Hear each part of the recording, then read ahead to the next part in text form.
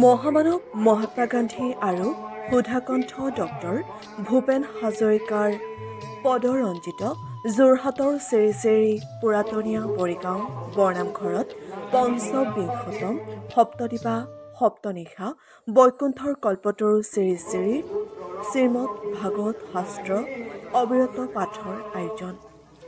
বিশ্বৰ মানৱ জাতিৰ শান্তিৰ বাবে 18 এপ্ৰিলৰ পৰা 26 এপ্ৰিললৈকে অনুষ্ঠিত কৰা শ্ৰী শ্ৰী শ্ৰীমদ ভাগৱত শাস্ত্ৰ অবিৰত পাঠৰ অতি আধ্যাত্মিকতাৰে আয়োজন কৰা দেখা যায়।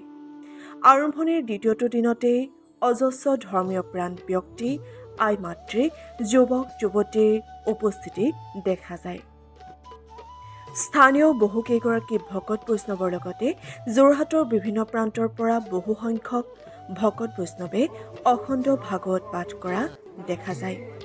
অহা 26 এপ্ৰিললৈকে অনুষ্ঠিত হ'ব লগা শ্ৰী শ্ৰী শ্ৰীমদ ভাগৱত শাস্ত্ৰ অবিৰত পাঠলৈ পুৰাতনীয়া বৰিগাঁও বৰনামঘৰৰ ভক্ত বৈষ্ণৱে সমূহ যোৰহাটবাসী ৰাইজৰ উপস্থিতি কামনা কৰিছে।